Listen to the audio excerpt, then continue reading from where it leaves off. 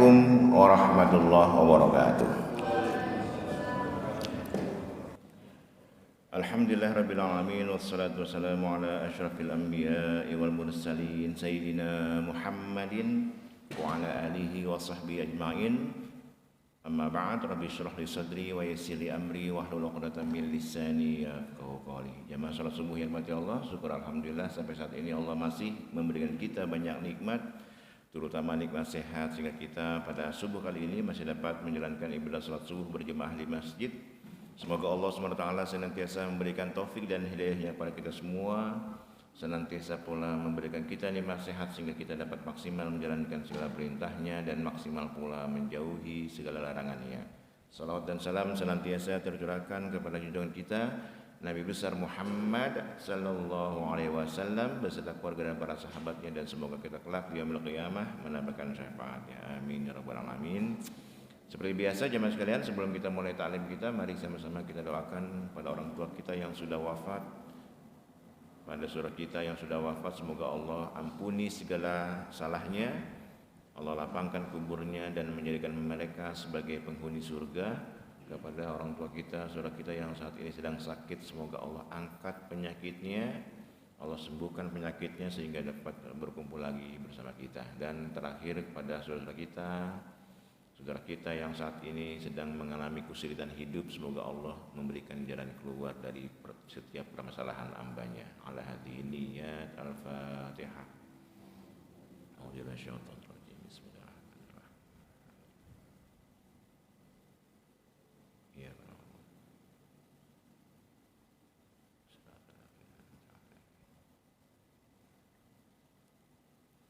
Kemudian yang kedua, seperti biasa secara rutin sebelum kita mulai taklim, mari sama-sama kita membaca surat Al-Ikhlas 10 kali ya.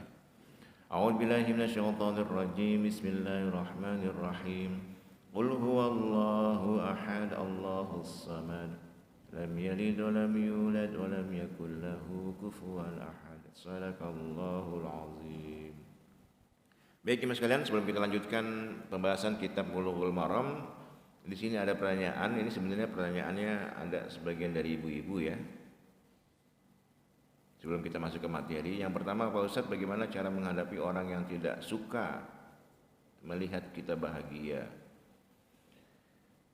Iya, ini sebenarnya pertanyaannya sering sekali nih ya, dengan variasi yang berbeda. Bagaimana cara menghadapi orang yang tidak suka melihat kita bahagia? Sirik gitu ya. Apa ininya? Gimana sikap kita itu, Pak Amri? Ada orang nggak suka sama Pak Amri. Kalau Pak Amri senang, disirik aja gitu. Ya intinya orang yang sirik atau iri itu didiamkan saja. Itu cara solusinya ya.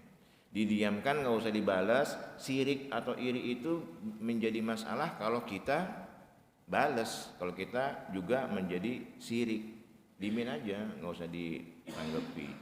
Bahkan sebenarnya dalam agama itu, kalau kita melihat ada teman, ada orang yang tidak suka melihat kita bahagia, doakan. Bagaimana doanya? Bagi bahasa Indonesia aja doanya. Ya Allah, karuniakanlah kepada saudaraku itu kebahagiaan sehingga dia bisa melupakan kebahagiaanku. Ya Allah, berikanlah kepada dia kebahagiaan sehingga dia lupa akan kebahagiaanku. Jadi dia nggak sempat iri dengan kebahagiaan kita karena dia juga bahagia ya. Jadi dimin aja. Kemudian yang kedua, saya mau nanya bagaimana cara mengatasi sifat suami yang suka mengungkit-ungkit apa yang telah dia kasih ke istrinya. Maaf Pak Ustadz, tolong ya. Ini dari ibu-ibu mungkin nih. Bagaimana cara mengatasi sifat suami yang suka mengungkit-ungkit apa yang dia kasih kepada istrinya? Ya sebenarnya gini ya Pak ya, nggak boleh suami itu mengungkit apa yang telah diberikan kepada istrinya, nggak boleh. Loh itu kewajiban dia kok, ya kan kewajiban. Kan ada orang, kamu udah dikasih sekian, masih ini aja gitu misalnya, mengungkit. Atau kadang-kadang lagi ribut kemudian mengungkit, kamu udah aku kasih ini gitu. Nggak boleh suami itu mengungkit pemberiannya kepada istrinya. Kenapa? Itu sudah kewajiban dia. Kewajiban. Jangankan kepada istrinya, kepada keluarganya yang merupakan kewajiban ya. Kalau kita bersedekah, memberi pada orang bantuan itu kita nggak boleh ngungkit-ngungkit, Pak. Di dalam surah Al-Baqarah itu disebutkan, A'udzubillahi ya ayyuhalladzina amanu la tubtilu shadaqatikum bil manni wal adza. Wahai orang-orang yang beriman, janganlah kalian batalkan, gugurkan sedekah kalian, tidak bermakna gitu. Dengan cara apa? Bil manni wal adza. Manni itu dengan mengungkit-ungkit. Wal adza, udah mengungkit-ungkit nyakitin lagi. Ya, kadang-kadang kan kita gitu. Ini orang, jadi kita bersedekah tapi mengungkit-ungkit atau dengan menyakiti. Kamu dulu sudah saya tolong, sekarang saya minta bantuan aja gitu. Dasar gitu ya. Atau ada pengemis, kita ngasih tapi bil adza, menyakiti. Bapak itu masih kuat kerja, ngemis lagi gitu. Ngasih tapi dia ya. Tapi bil adza, dengan menyakiti. Nah, ini dalam ayat ini kita dilarang oleh Allah untuk mengungkit-ungkit pemberian ya.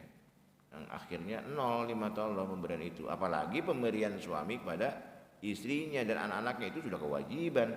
Justru kalau dia tidak mengasihi menjadi dosa. Ini resikonya laki-laki ya. Laki-laki itu suami nggak ngasih nafkah pada istrinya, dosa ya, berdosa. Jangan sampai kita sudah capek-capek ngasih malah justru diungkit-ungkit ya. Nah, itu dalam surat Al-Baqarah ya, kalau nggak salah ayat berapa itu? Ayat 264 kalau nggak salah ya. Kemudian yang ketiga, Pak Ustadz, bagaimana hukumnya orang yang berjanji mengucap insya Allah tapi ternyata tidak ditepati? Ya, ini insya Allah ini di masyarakat kita jemaah sekalian sudah hal biasa ini ya, insya Allah itu. Bahkan seringkali diucapkan oleh orang non Muslim. Saya punya banyak teman orang-orang Konghucu, Buddha, Hindu gitu. Kalau ketemu saya, siapa Ustadz? Insya Allah gitu. Dia kan Hindu, Buddha ya. Jadi insya Allah udah kayak bahasa Indonesia, kayak Alhamdulillah, Assalamualaikum gitu. Saya bingung juga nih, pendeta ngomongnya Assalamualaikum, kadang Barakallahu fiik gitu, pendeta Pak. Barakallah ya Ustadz gitu. Nah, jadi insya Allah ini jadi di Indonesia itu sudah menjadi hal biasa. Kadang-kadang insya Allah itu dimaknai dengan nggak jadi gitu. Misalnya gini, Pak Haji Asep janji pada orang, ya insya Allah besok saya datang, insya Allah. Nah, image dari orang, kalau orang mengucap insya Allah itu nggak jadi nih gitu. Kan ada cerita tuh anak kecil ya, ada anak minta anterin sama ayahnya, ayah besok anterin aku main bola ya. Kata ayahnya, insya Allah nak. Ayah jangan insya Allah. Kenapa? Kalau ayah insya Allah itu pasti nggak jadi. Jadi janjinya nggak akan ditepati gitu. Padahal kalimat insya Allah itu maknanya luar biasa jemaah sekalian. Jangan dimaknai bahwa insya Allah itu ya kalau sempat lah gitu. Jadi kadang-kadang orang itu berjanji dengan insya Allah, tapi maksudnya kalau sempat. Ya. Tapi juga jangan kita berjanji kepada orang dengan kepastian. Baik, saya pasti datang. Nggak boleh juga. Ya. Nah, ini pernah terjadi pada diri Nabi ya. Kalau kita baca di dalam surat Al-Kahf itu ya, Al-Kahfi, gimana Allah menegur pada Nabi itu, jangan engkau berjanji akan melakukan sesuatu besok hari tanpa menyebut dengan insya Allah. Jadi Nabi itu dulu ketika ada orang Yahudi minta diceritakan pada Rasulullah, ya Muhammad, ceritakan pada kami tentang Ashabul Kahfi. Jadi ternyata di Taurat itu ada Ashabul Kahfi ya. Apa kata Nabi? Baik, besok akan aku ceritakan. Karena Nabi menunggu wahyu dari Allah. Besok wahyu tidak turun. 1 hari, 2 hari, 3 hari tidak turun wahyu mengenai tentang Ashabul Kahfi. Nah, barulah turun ayat itu. Jangan engkau mengatakan akan melakukan sesuatu esok hari kecuali dengan insya Allah. Nah, sekarang jadi insya Allah itu apa? Kepastian sebenarnya, kepastian. Kecuali misalnya ketika kita mau berangkat, menepati janji itu ada satu hal yang memang tidak bisa kita selesaikan ya. Kayak kondangan, besok datang ya ke rumah ya, insya Allah. Itu kesannya nggak jadi tuh. Zaman sekarang nih insya Allah. Nanti kok nggak datang bro? Ketiduran gitu. Alasannya sepele. Kok nggak jadi bro? Hujan. Jadi insya Allah itu benar-benar menepati Pak ya. Ini jangan sampai kita terutama ke anak nih, jangan sampai seorang ayah itu dianggap oleh anak kalau ngomong insya Allah, pasti ayah nggak jadi nih, karena insya Allah gitu. Padahal harusnya ditanamkan ke benak anak kalau bapaknya itu, ayahnya mengucap insya Allah, pasti ayahnya datang gitu ya.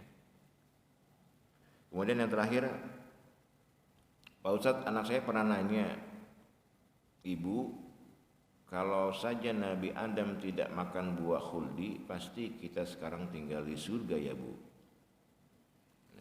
Nanya sama ibunya, gimana tuh? Ada seorang anak atau bapak deh, Pak Idris ditanya atau Pak Sartono ditanya, Pak, dia mungkin di sekolahnya mendengar cerita tentang Nabi Adam ya kan, digoda sama iblis. Kalau Nabi Adam nggak makan buah khuldi, kita pasti tinggal di surga nih Pak ya. Kalau Nabi Adam nih makan buah khuldi, jadi kita di dunia gitu. Jadi ada sebagian masyarakat, mungkin bukan hanya anak kecil ya, ada juga orang yang bertanya seperti itu. Baik jemaah sekalian, jadi sebenarnya kalau kita membaca ayat Al-Quran, saya pernah bercerita tentang penggodaan iblis ya. Wa idh qala rabbuka lil malaikati inni ja'ilun fil ardi khalifah. Inilah ayat yang menjelaskan bahwa Allah akan menciptakan makhluk khalifah untuk tinggal di mana? Di muka bumi. Jadi sebenarnya Nabi Adam itu memang tujuan diciptakannya untuk tinggal di bumi. Mau ada dia makan buah khuldi, mau enggak, mau walaupun misalnya Nabi Adam tidak memakan buah khuldi, ya tetap aja dia akan dimasukkan ke dalam, akan diturunkan ke bumi. Memang tujuan penciptaan Nabi Adam itu untuk menjadi khalifah di muka bumi. Nah, cuman yang jadi masalah jemaah sekalian, kenapa Nabi Adam bisa tergoda oleh iblis sampai beliau memakan buah terlarang? Orang masyarakat kita ngomongnya buah khuldi ya. Padahal di Quran atau di hadis tidak disebutkan nama buahnya, tapi di masyarakat kita dikenal dengan buah khuldi. Kenapa Nabi Adam bisa tergoda? Karena iblis itu menggodanya dengan dahsyat. Ya memang iblis itu menggodanya dengan dahsyat. Tapi mengapa Nabi Adam itu percaya oleh omongan iblis untuk memakan buah terlarang itu? Karena Nabi Adam itu terlalu husnuzon kepada Allah. Jadi kan dalam ayat berikut dalam surah Al-A'raf itu atau Al-Baqarah ya, dijelaskan iblis menggoda Nabi Adam dengan tipu dayanya dan berkata, demi Allah. Bersumpah kan? Qasam iblis itu bersumpah, demi Allah, engkau itu tidak mungkin engkau tidak mungkin tinggal di surga selamanya. Kenapa? Karena engkau nanti akan diturunkan ke bumi. Justru iblis itu menginformasikan kepada Nabi Adam bahwa Allah itu menciptakan engkau memang untuk turun ke bumi. Kan waktu Allah menjelaskan kepada malaikat di surga bahwa Allah akan menciptakan manusia di bumi itu kan Nabi Adam belum ada. Ya kan? Jadi Nabi Adam itu tidak tahu bahwa dia diciptakan oleh Allah itu untuk tinggal di bumi, belum tahu Nabi Adam. Nah, iblis membisikkan, "Hai Adam, engkau itu diciptakan oleh Allah untuk tinggal di bumi. Di bumi itu kan makan susah, ini dijelasin lah oleh iblis itu. Demi Allah," kata iblis, "demi Allah. Ya, kalau engkau ingin menjadi penduduk surga, maka engkau harus memakan buah itu." Maka akhirnya dimakan, turunlah ke bumi. Ya. Nabi Adam itu berkata, saya tidak menyangka ada makhluk Allah yang bersumpah atas nama Allah, tapi dia bohong. Paham maksudnya Pak? Jadi iblis itu kenapa percaya pada iblis? Nabi Adam percaya pada iblis karena Nabi Adam tidak menyangka kok ada makhluk Allah yang bersumpah dengan namamu ya Allah, tapi ternyata dia bohong.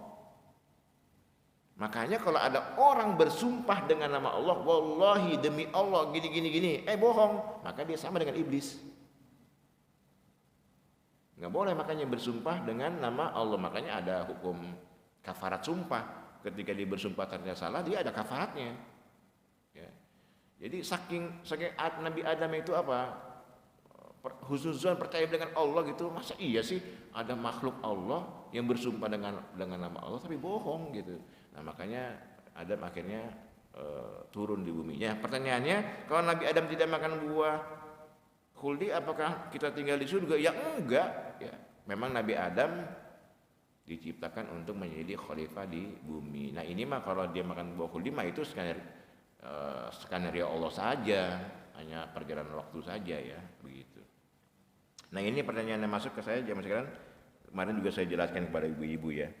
Nah kemudian kita lanjutkan ke materi berikutnya, yaitu kitab Bulughul Maram. Kemarin sudah membahas sampai bab bejana ya. Nah ini juga masih bab taharah, kalau sempat kita masuk ke bab salat. Kemudian ada bab tentang najis dan cara menghilangkannya. Ini kita sudah tahu, jadi saya jelaskan yang ini aja, yang mungkin kita belum tahu ya. Yang pertama, hadis yang pertama,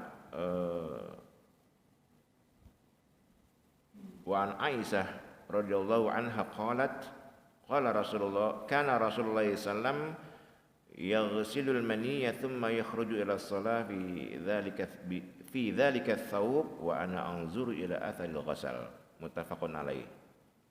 Nah ini kisah Siti Aisyah bercerita bahwa beliau pernah mencuci pakaian Rasulullah, sarung gitu. Kemudian dia melihat ada bekas sperma, air mani Rasulullah. Kemudian dicuci gitu, tapi masih ada berbekas gitu, tidak bersih. Kemudian Rasulullah menggunakannya untuk sholat. Paham maksudnya Pak? Jadi kadang-kadang kalau kita berhubungan badan dengan suami istri, kemudian ada sperma yang keluar gitu, membasahi pakaian, maka boleh kita sholat dengan menggunakan pakaian yang terkena sperma itu. Artinya apa? Sperma itu tidak najis. Sperma itu tidak najis. Cukup malah dalam hadis lainnya kata Siti Aisyah, aku benar-benar pernah menggosoknya. Jadi udah kering, digosok sama Siti Aisyah dari pakaian Rasulullah, kemudian beliau sholat dengan pakaian tersebut walaupun sudah kering spermanya itu ya. Kemudian dalam hadis lain, dalam riwayat Imam Muslim, aku benar-benar pernah mengerik mani yang kering itu dengan kukuku dari pakaian beliau. Jadi artinya ini dalil bahwa sperma atau air mani itu tidak najis ya.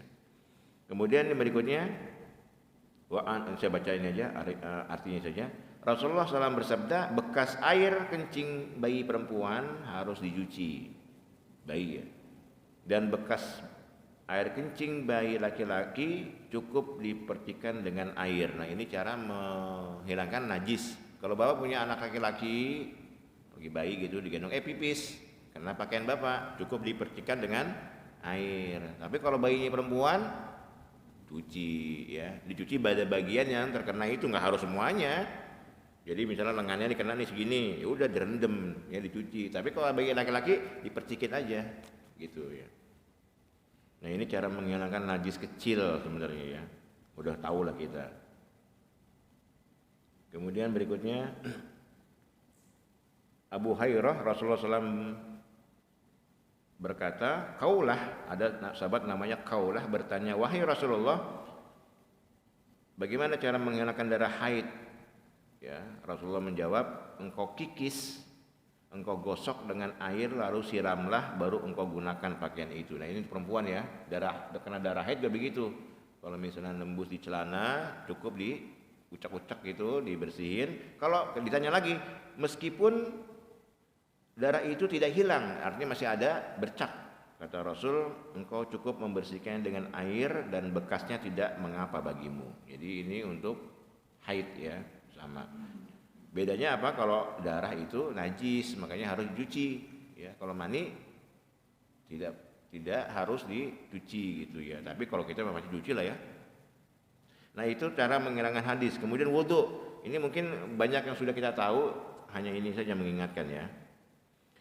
Nah tentang wudu ini ada hadis ya, wa an Abi Hurairah radhiyallahu anhu an Rasulillah sallallahu alaihi wasallam wa annahu qala laula an asyqa ala ummati la amartuhum bisiwak ma kulli wudu.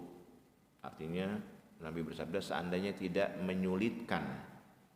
tidak memberatkan umatku, maka niscaya akan aku perintahkan kita ini untuk bersiwak, gosok gigi sebelum setiap kali berwudu. Nah ini siwak, kalau zaman dulu siwak ya, kalau sekarang mungkin sikat gigi. Kadang-kadang saya pernah melihat orang itu pakai siwak, rorok kantongin gitu ya, udah kotor siwak, sampai pakai anak kuning gitu ya. Ini jorok juga ya, ingin mengikuti sunnah Nabi tapi nggak tepat gitu. Jadi artinya kalau bapak setiap sholat berwudu, siap berwudu nih, gosok gigi itu sunnah, apalagi subuh. Jangan bangun tidur langsung wudu ke masjid, jangan, gosok gigi dulu ya. Karena itu sunnah. Dan ini kalau misalnya kita lakukan pasti gigi umat Islam bersih semua pak. Orang 5 kali sehari sikat gigi kan. Gitu. Ini kalau ya Rasulullah mengetahui umatnya pasti nyusahin nih gitu ya kan. Nyusahin umatnya. Maka kata Nabi kalau tidak memberatkan umatku pasti aku akan perintahkan mereka untuk sikat gigi, bersiwak saat berwudu. Kemudian yang kedua, nah ini cara ini ya, cara wudu mungkin kita sudah tahu ya. Nah sekarang cara untuk mengusap kepala ya. Dari Ali radhiyallahu anhu tentang cara berwudu Nabi, dia berkata beliau mengusap kepalanya 1 kali.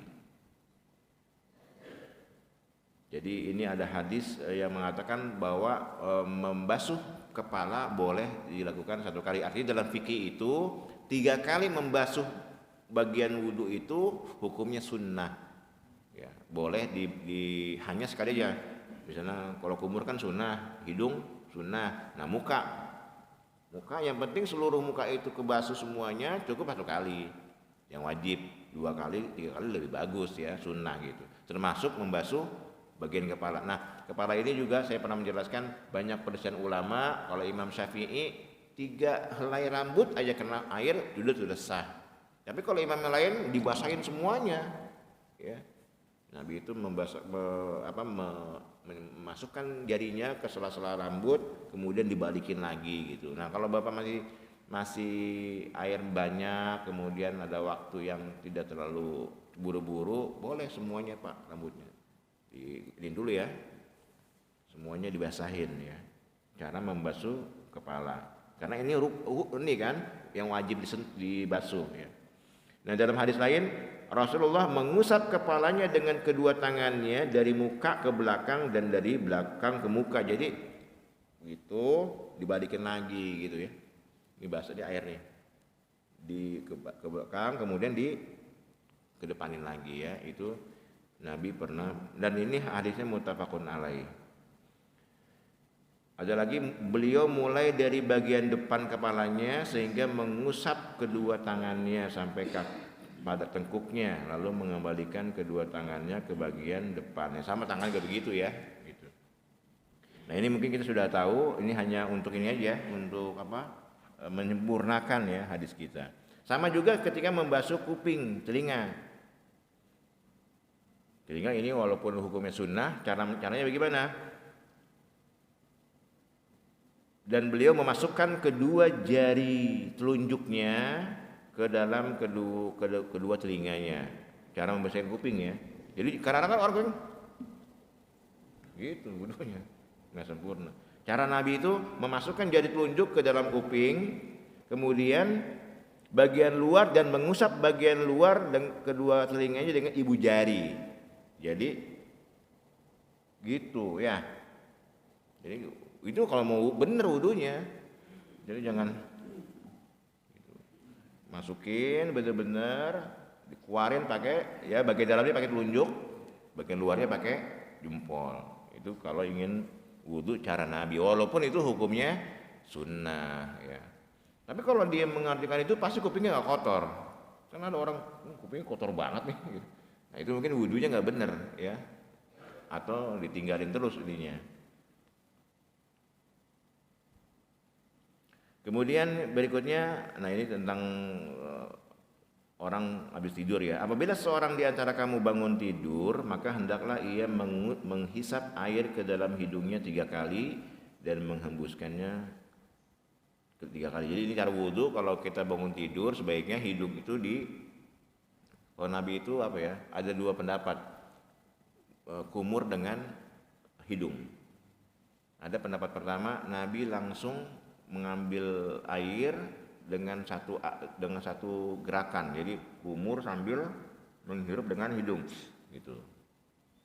Ada lagi 2 kali ngambil. Ini ada 2 pendapat ya. Kumur dengan insyikok ini apa namanya? Membasuh hidung itu ada 2 pendapat. Ada yang 1 kali ngambil Nabi kumur langsung dimasukin ke hidung, ada yang 2 kali. Nah, ini kalau bangun tidur disunahkan kita menghisap gitu ke air sampai masuk gitu.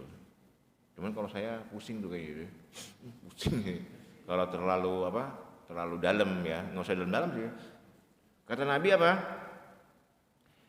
Dihembuskan gitu, karena kata Nabi dan menghembuskannya agar setan, karena kenapa? Karena setan tidur di rongga hidung. Setan tidur di rongga hidung. Saya maksudnya ini kan masalah gaib jadi kurang ngerti ya. Artinya Nabi kan lebih mengetahui, ini muttafaqun alaih ya masalahnya hadisnya. Jadi disunahkan kalau bangun tidur kita kumur dan jangan meninggalkan membasuh hidungnya. Itu kira-kira ya masalah wudu ya. Yang lainnya mungkin sama ini. Sempurnakanlah dalam berwudu, usaplah sela-sela jari kalian dan hisaplah air ke hidung gitu dalam-dalam kecuali jika engkau berpuasa. Nah, inilah yang menyebabkan bahwa membasuh hidung, menghirup air hidung ke dalam saat puasa itu hukumnya makruh ya. Kalaupun ingin bisa diusap jangan terlalu dalam gitu ya. Nanti ketelan soalnya. Kemudian kalau punya jenggot gimana? Nah, Rasulullah SAW menyela-nyela jenggotnya saat berwudu. Jadi ketika muka Nabi membasahi jenggotnya pakai jarinya, kan tebal ya jenggot Nabi ya. Kalau yang nggak punya jenggot ya nggak usah. Nah, ini kurang lebih membahas tentang wudu. Kita sudah tahu lah. Doa wudu gimana? Doa wudu. Kalau mau wudu apa doanya? Nggak ada doanya, bismillah saja ya. Doa berwudu bismillah saja. Doa habis wudu membaca syahadat asyhadu an la ilaha illallah wa asyhadu anna muhammadur rasulullah cukup, atau tambahin Allahumma ja'alni minat tawabin wa ja'alni minal mutatahhirin. Nah, ini kaidahnya faidahnya manfaatnya luar biasa ini ya. Mana ini? Jadi barang siapa yang berwudu kemudian dia membaca tadi, apa kata Nabi? Kecuali telah dibukakan baginya pintu surga yang 8, ia dapat masuk melalui pintu manapun yang ia kehendaki. Jadi biasain kalau habis wudu membaca doa minimal syahadat asyhadu an la ilaha illallah wa asyhadu anna muhammadur rasulullah, atau tambahin Allahumma ja'alni minat tawabin wa ja'alni minal mutatahhirin. Jadikanlah aku orang-orang yang senantiasa bertobat kepadamu ya Allah, dan jadikanlah aku termasuk orang-orang yang suci bersih ya. Nah, ini wudu. Kemudian perkara yang membatalkan wudu juga mungkin kita sudah tahu ya. Ini dijelaskan dalam hadis ini tentang buang angin, kentut. Nah, kentut ini biasanya begini, kan kadang-kadang orang itu habis, kalau di masyarakat kita ya, dan sejak zaman Nabi sebenarnya, habis maghrib itu mereka nggak pulang, i'tikaf di dalam masjid menunggu isya. Kadang-kadang banyak sahabat saat itu yang ngantuk-ngantuk, lagi duduk ngantuk gitu, kayak tidur gitu ya. Nah, ketika azan mereka tidak wudu lagi, tapi langsung sholat. Artinya apa? Tidur dalam posisi duduk, tidak nyenyak-nyenyak banget gitu, tidak membatalkan wudu. Ya kayak orang Jumat lah, kayak orang Jumatan ya pasar ya. Kalau Jumatan itu biasanya apa? Khotib lagi khutbah, jemaahnya yang gini, kayak paham gitu, padahal ngantuk.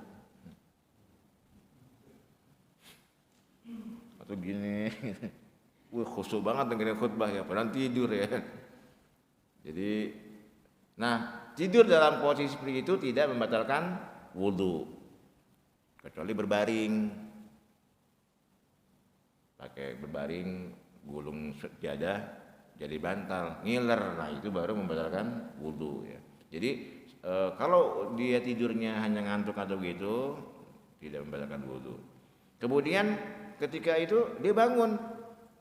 Nah kalau orang tidur posisinya duduk, maka dia tidak akan kentut gitu. Kalaupun dia kentut, dia akan sadar, akan tahu. Berbeda misalnya ada orang tidurnya berbaring. Kalau tidurnya berbaring, dia nggak tahu kentut apa enggak. Makanya harus wudu kalau tidurnya berbaring. Nah kalau kayak Pak Idris gini nih, ini kalau kentut dia akan tahu walaupun ngantuk. Gitu, keangkat itu, ya dud gitu ya, keangkat.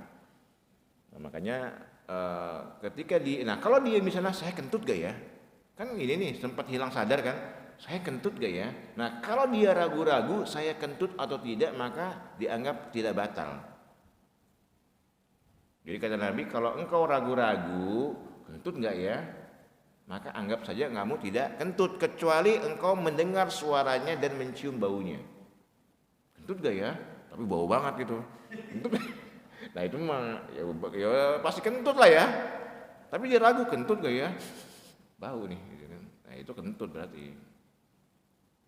Jadi kalau punya, jadi dalam kaidah usul fikih itu apa? Al-aslu baqa'u makana ala makana. Jadi asal hukum itu adalah yang sebelumnya. Bapak sudah wudu, ragu, batal gak ya? Anggap nggak batal, karena bapak asalnya sudah punya wudu. Tapi belum wudu misalnya, udah wudu belum ya? Nah itu belum berarti harus wudu, karena ragunya udah wudu belum ya? Gitu. Kayak usai udah mandi gak ya? Udah mandi belum ya? Ya mandi, orang ragunya belum mandi kok. Ya, udah mandi belum ya? Ya mandi, karena yang diragukan adalah mandinya, sama kayak kentut. Batal gak ya? Anggap tidak batal. Kenapa? Karena asalnya punya wudu. Tapi kalau udah wudu belum ya? Wudu dia, karena ragunya adalah belum punya wudu. Itu dalam hal apapun, bukan dalam hal wudu ya. Kemudian yang berikutnya tata cara buang hajat, mungkin sudah tahu. Di sini dalam hadisnya, jangan engkau buang hajat pada ini di sini ya, ada ini nih. Rasulullah SAW apabila masuk toilet, beliau menanggalkan cincinnya, membuka cincinnya. Kenapa? Karena dalam cincin Nabi ada tulisan Muhammad Rasul Allah. Nah Bapak kalau misalnya punya cincin, ada kalimat thayyibah gitu, misalnya ada Rahman, Rahim gitu kan, lepas, jangan dimasukin ke toilet, ya, kantongin lah gitu. Kalau bisa jangan dikantongin, malah kalau di rumah mah dicopot. Apalagi ada kalung Allah Muhammad, jangan ya. Jadi kalau kita punya benda yang punya ada tulisan kalimat-kalimat thayyibah, ditanggalkan. Rasulullah masuk ke dalam toilet, beliau menanggalkan cincinnya. Kenapa? Karena dalam cincin itu ada tulisan Muhammad Rasulullah. Kemudian ketika masuk, kita sudah tahu lah nih ya doanya. Ini hadis ya. Allahumma inni a'udzubika minal khubuthi wal khaba'is. Aku berlindung pada Allah dari hal-hal yang keji dan kotor. Ada sebuah riwayat bahwa iblis, setan itu sangat suka di toilet. Makanya kita berdoa seperti ini. Kalau keluar WC, udah tahu ya, ghufranaka. Ya gampangnya ghufranaka, gitu aja. Membaca doa keluar dari toilet cukup membaca ghufranaka. Kalau mau panjang ghufranaka alhamdulillahi azhaba 'anil adha wa afani, boleh ya gitu. Ini kan Pak ya, dirutinkan ya. Jadi ajarkan kepada anak jangan masuk WC sebelum berdoa dan menggunakan kaki kiri. Jangan keluar WC sebelum setelah itu membaca ghufranaka. Dianjurkan lagi jangan keluar WC sebelum berwudu gitu. Kamar mandi nih, bukan WC yang kotor ya. Jangan diajar kepada anak, jangan keluar kamar mandi sebelum wudu. Apa? Biar dia selalu berwudu. Saya alhamdulillah sudah sekian puluh tahun kali, saya tidak keluar WC kamar mandi kecuali berwudu. Itu dibiasain kepada anak-anak. Jadi anak udah wudu belum? Oh iya, wudu. baca ghufronaka. Udah baca belum? Kalau anak saya itu masih kecil, ghufronaka, alhamdulillahilladzi gitu kan. Kalau lupa, iya lupa, balik lagi dia masuk. Ya, baru dia baca doa gitu. Kadang-kadang dia masuk ke WC, lupa baca doa, keluar lagi dia. Allahumma inni a'udzubika minal khubuthi wal khaba'ith, baru masuk. Karena sudah kebiasaan ya. Nah, itu dibiasakan pada anak, Pak, untuk baca ini. Kemudian berikutnya, nah ini larangan Nabi dalam adab buang air ya. Rasulullah SAW bersabda, janganlah dirimu, jauhkanlah dirimu dari dua perbuatan yang buruk. Bahkan dalam riwayat ini dikatakan perbuatan yang terkutuk ya. Apa? Buang air di jalan umum. Banyak gak zaman sekarang? Banyak, jalan tol malah tuh ya.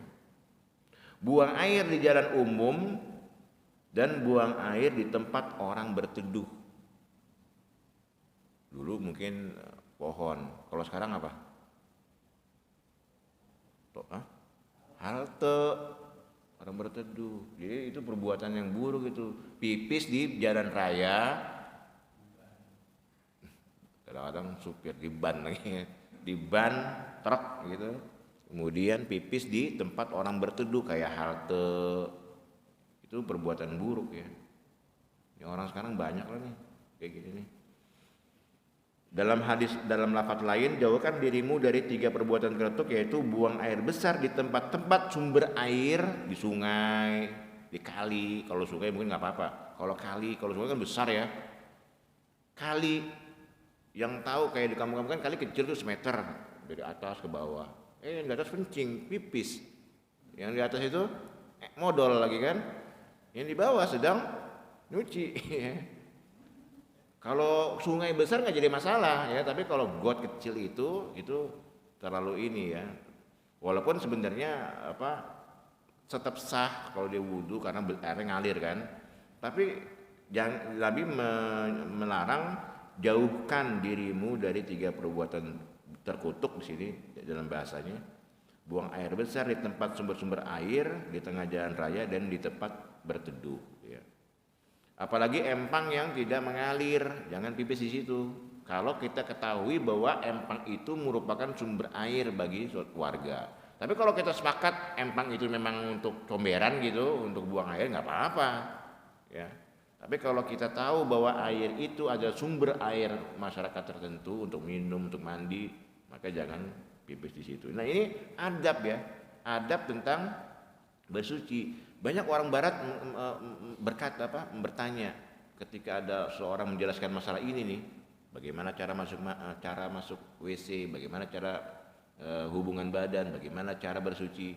Kata orang bule, nanya dia, sebegitu sempurnanyakah ajaran nabimu? Sebegitu sempurnanyakah ajaran nabimu sampai urusan toilet aja diajarin gitu. Begitu sempurnanya ajaran Islam gitu.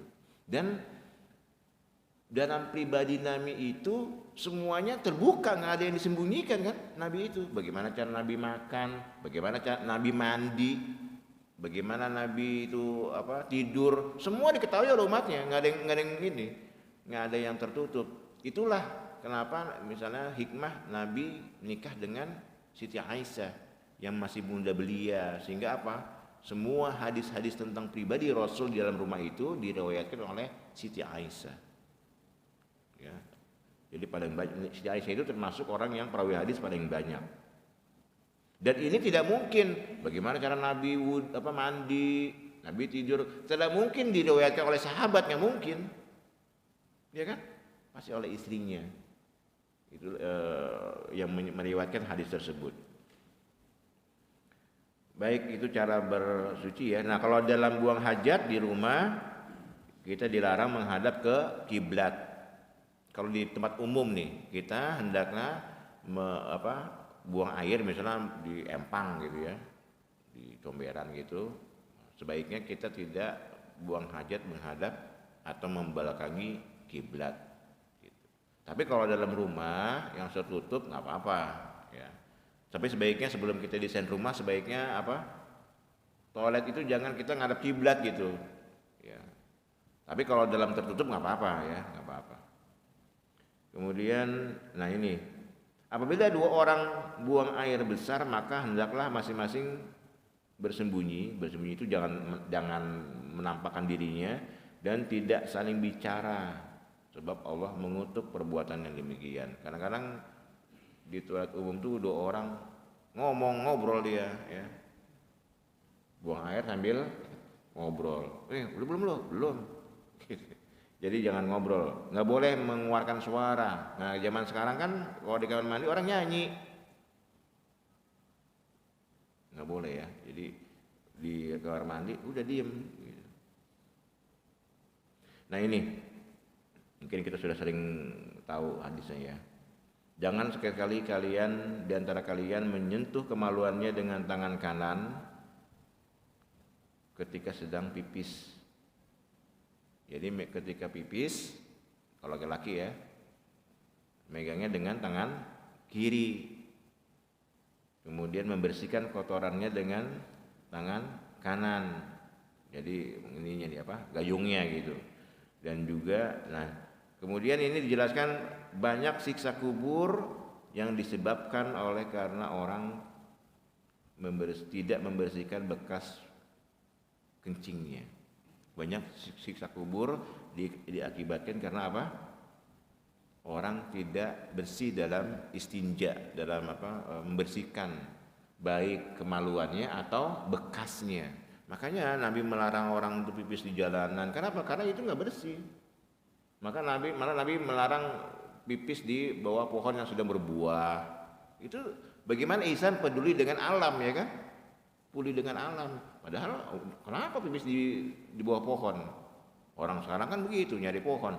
Pipis nih, nyari pohon malah kan. Pohonnya pohon rambutan lagi ya yang sedang berbuah. Pipis itu dia. Nah, ini dilarang dalam Islam ya. Nah, itu mungkin kita sudah banyak tahu ya. Terakhir tentang mandi dan hukum mandi wajib ya. Junub. Rasulullah SAW bersabda, apabila laki-laki setelah berhubungan dengan istrinya, maka wajib ia mandi. Ini dasar ya, dasar mengapa harus mandi ketika berhubungan badan. Kemudian ditambahkan lagi meskipun tidak mengeluarkan air mani. Jadi kalau laki-laki kalau dia bercumbu dengan perempuan, walaupun tidak sampai berhubungan badan, tidak masuk itu, maka dia tetap mandi. Ya, walaupun tidak mengeluarkan air mani. Kemudian, nah ini yang mewajibkan mandi. Rasulullah SAW bersabda, perempuan yang bermimpi sebagaimana mimpinya laki-laki maka wajib mandi. Jadi mimpi itu bukan hanya laki-laki yang mengalami, perempuan pun bisa mimpi. Ditanya, ada yang bertanya, Ummu Salamah, apakah benar perempuan itu bisa mimpi ya Rasulullah? Maka jawab Nabi, iya. Gitu, ya. Jadi bisa saja perempuan itu, kalau perempuan itu mimpi sampai mengeluarkan air gitu kata Nabi, maka dia harus mandi juga. Ini dalil yang mewajibkan orang mandi ketika junub ya. Nah, bagaimana caranya? Cara mandi wajib? Siti Aisyah menjelaskan Rasulullah biasanya mandi karena 4 hal. Ini bukan caranya dulu ya. Kenapa Nabi mandi? Biasanya Nabi itu mandi karena 4 hal. Yang pertama karena janabah, junub. Kemudian hari Jumat. Nah ini Jumat disunahkan untuk mandi.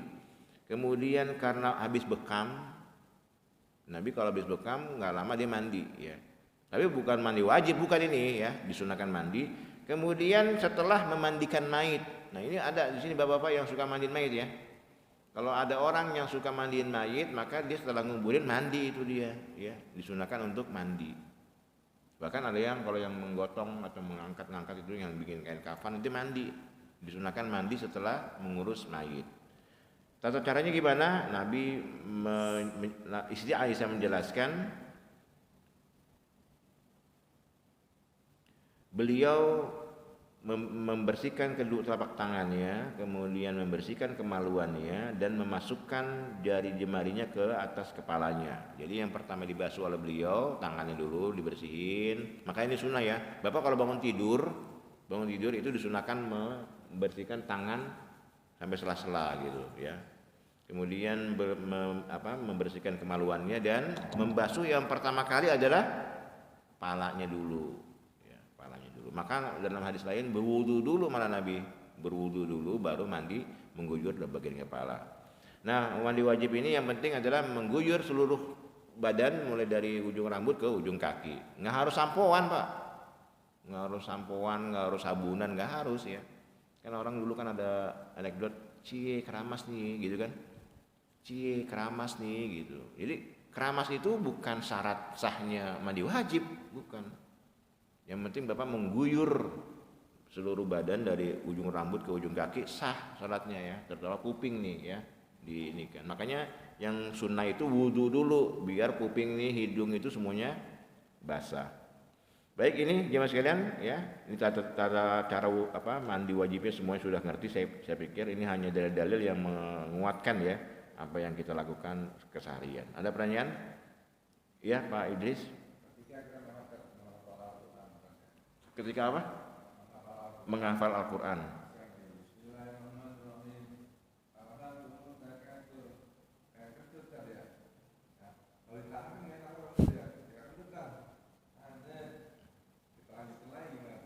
Iya. Pertanyaan Pak Idris, bagaimana kalau kita sedang membaca Quran, misalnya lagi menghafal Alhaakumut Takatsur, pengen kentut, ya akhirnya kentut, dilanjutin lagi gitu ya. Nah, jadi begini jemaah sekalian, saya pernah menjelaskan perihal membaca Al-Quran, apakah harus punya wudu, kan gitu. Membaca Al-Quran apakah harus punya wudu? Kalau Imam Syafi'i harus punya wudu. Terutama misalnya kita membaca langsung dari Al-Quran. Boleh gak orang junub baca Quran? Gak boleh menurut Imam Syafi'i.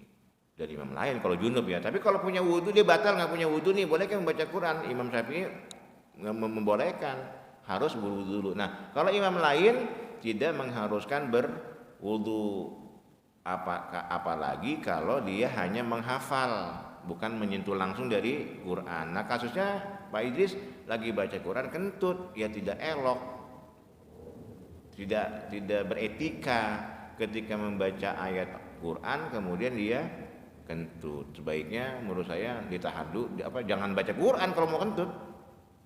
Walaupun misalnya ketika dia sedang hadas, boleh saja dia membaca Al-Quran, boleh. Karena kalau hanya sekedar menghafal, membaca itu tidak harus punya wudu. Ya, tapi sebagai penghormatan ya kepada ayat-ayat Quran itu sebaiknya ketika kita membaca Quran itu punya wudu. Tapi ini nggak mutlak Pak ya. Nah, kalau Imam Syafi'i saking mengagungkan ayat-ayat Quran itu harus punya wudu, ya, harus punya wudu membaca Quran itu. Apalagi kalau membacanya langsung dari Al-Quran.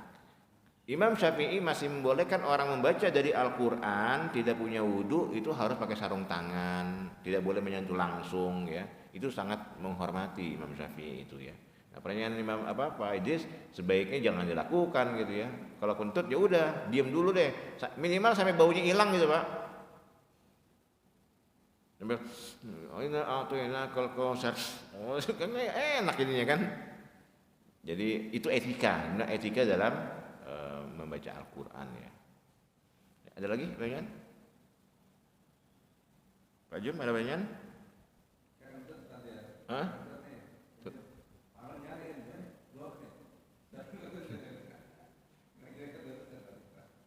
Kentut nyariin. Siapa? Iya, soal kentut banyak anekdot lah ya. Jadi pokoknya kata Nabi, kalau kita ragu akan kentut, maka anggap saja kita tidak kentut, kecuali engkau mendengar bunyinya atau mencium baunya. Kentut gak ya? Bau, enggak kayaknya, tapi bau ya, itu berarti keraguannya batal ya. Jadi kalau kentut gak ya? Pokoknya al-aslu Baqa'u makan ala makan lah gitu dalam usul fikih itu. Usul fikih itu mengatakan asal dari hukum itu aslinya dia itu sudah wudu apa belum. Kalau dia sudah wudu kemudian dia ragu udah batal apa belum ya, maka dianggap dia belum batal. Tapi kalau ragunya sudah wudu belum ya, nah berarti dia harus wudu karena wudunya yang diragukan ya. Begitu. Sudah sholat asar belum ya? Sholat gitu. Karena dia ragu sudah sholatnya itu. Gitu. Tapi kalau misalnya ragunya kebalik, maka diambil aslinya dia sudah melakukan itu atau belum ya. Baik, berapa menit lagi? Ya. Kenapa? Bau jempol. Bau jempol. Iya bau jempol. Ada orang ngomongnya itu apa ya? Jempol setan ya. Kalau di pondok tuh ada di pondok saya itu jempol setan gitu. Jadi kayak cantengan gitu ya. Nah itu kalau dia sampai bernanah, bau, najis dia harus dibersihkan. Makanya kalau dia bagaimana cara sholatnya? Ya kalau sekarang enak ada senteplas atau ada perban ya kan. Karena itu baunya nggak enak itu jempol setan itu sampai berdarah, nanah gitu kan. Jadi itu najis, makanya harus ditutup. Nah bagi orang yang sholat karena itu mengganggu orang sampingnya, sebaiknya ya diperhatikan jangan sampai bau jempol gitu kan. Waduh, apalagi bukan bau jempol sekarang itu. Biasanya sepatu kalau basah bau tuh kalau sepatunya kulit kan. Nah itu hati-hati tuh. Saya pernah juga mengalami itu. Jadi di samping saya, waduh ini orang kayak sepatunya basah nih. Jadi bau banget, bukan jempolnya seluruh kakinya memang, tapi baunya bau itu, bau sepatu ya. Nah ini hati-hati nih, nggak enak baunya, nggak enak banget tuh baunya itu ya, nyengit gitu. Nah itulah gunanya untuk bersih dalam sholat. Jangankan bau jempol gitu, bau bawang aja. Kata Nabi apa? Kalau ada orang makan bawang, karena bawang itu bau ya, mengakibatkan keteknya bau, maka jangan mendekati musola kami, kecuali dia sudah bersih-bersih. Kalau kita mungkin jangan kalian habis makan jengkol, pete, langsung sholat, tanpa gosok gigi, subuh-subuh lagi, nguap, mengganggu samping kanan kirinya. Nah sama termasuk jempol, bau jempol itu ya. Pastikan kita masuk ke masjid itu dalam keadaan wangi, enak, dan punya ciri khas. Wanginya Pak Haji Ali nih gitu. Kenapa? Karena Pak Haji Ali menggunakan parfumnya itu khusus untuk sholat ini. Wah, makjum nih kayaknya ini ya. Benar, karena apa? Dari wanginya sudah kedengar, sudah kelihatan ya. Punya ciri khas. Baju? Iya sama kayak bau baju, apalagi musim hujan gak ada matahari, apek, baunya seperti apa tuh? Bau kan nggak enak kan, baju belum kering bau apek lo nggak enak. Nah orang sholat menggunakan pakaian itu kan mengganggu kanan kirinya. Jadi kata Nabi, pakailah ke masjid itu dengan pakaian yang terbaik, dengan pakaian yang terbaik. Tentunya pakaian terbaik itu bukan hanya harus baru, enggak. Yang terbaik itu bersih, wangi. Sehingga apa? Pakaian yang terbaik lah. Kalau ke masjid pakai yang terbaik mana nih? Jangan kita mau menghadap Pak Lurah pakai bagus. Bakal tengkorak dan jangan ada gambar-gambar ya.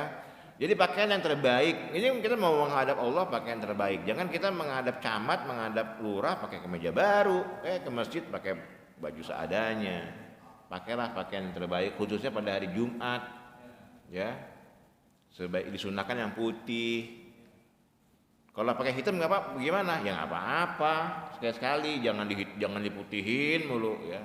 Nggak wajib pakai wajib itu, nggak wajib, cuman sunnah. Disukai ke masjid itu menggunakan pakaian yang putih. Nah, pakai batik bagaimana? Ya nggak apa-apa pakai batik. Ya.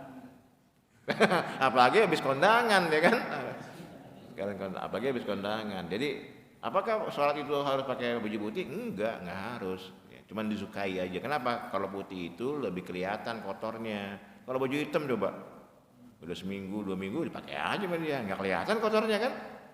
Tapi kalau baju putih kelihatan. Akhirnya apa? Ketahuan ada najisnya gitu. Coba cuci. Baik, ini saja jemaah sekalian yang dapat saya sampaikan pada subuh kali ini. Semoga bisa kita amalkan dan kita praktekkan dalam kehidupan sehari-hari ya. Ini hadis tentang masalah ini. Besok kita akan, minggu besok masih tetap dalam kitab Bulughul Maram dengan topik yang berbeda.